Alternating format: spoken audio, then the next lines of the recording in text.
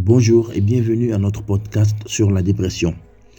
Dans ce podcast, nous aborderons les aspects les plus importants de la dépression, y compris ses causes, ses symptômes et les différentes options de traitement disponibles.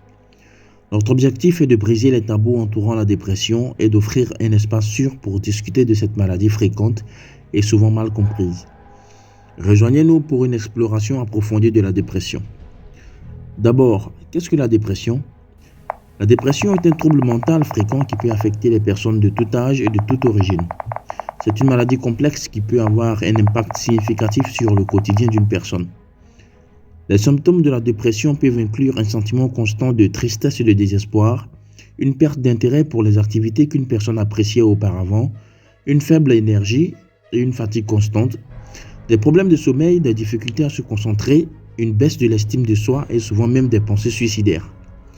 Il existe plusieurs causes potentielles de la dépression, notamment les facteurs biologiques tels que les anomalies du cerveau, les facteurs environnementaux tels que les traumatismes, les problèmes financiers, les relations difficiles et les facteurs psychosociaux tels que le stress, etc.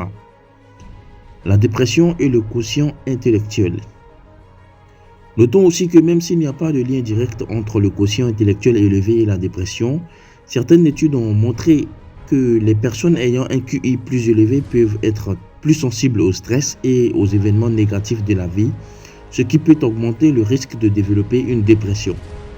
De plus, les personnes très intelligentes peuvent avoir des attentes élevées pour elles-mêmes et pour leur vie, ce qui peut les rendre plus vulnérables aux sentiments de déception et de frustration. Il est important de noter que la dépression peut toucher n'importe qui, quel que soit le niveau de QI, c'est-à-dire le quotient intellectuel, et il est important de consulter un professionnel de la santé mentale en cas de symptômes persistants. Comme toute maladie, la dépression peut se traiter. Le traitement de la dépression peut inclure une combinaison de médicaments, de thérapies et de modifications du mode de vie. La thérapie peut aider une personne à mieux comprendre et à gérer ses émotions, à améliorer ses relations et à développer de nouvelles stratégies pour faire face aux défis de la vie. Les médicaments peuvent aider à réguler les niveaux de neurotransmetteurs dans le cerveau, ce qui peut soulager les symptômes de dépression. Il est important de rechercher un traitement si vous pensez souffrir de dépression.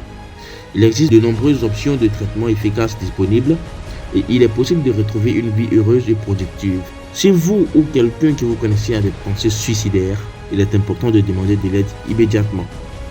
En conclusion, la dépression est un trouble mental fréquent qui peut affecter de nombreux aspects de la vie d'une personne.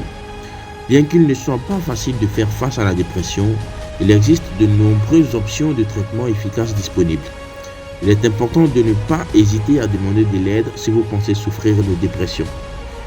Merci d'avoir écouté ce podcast et je vous dis à très bientôt pour d'autres podcasts avec des sujets très variés.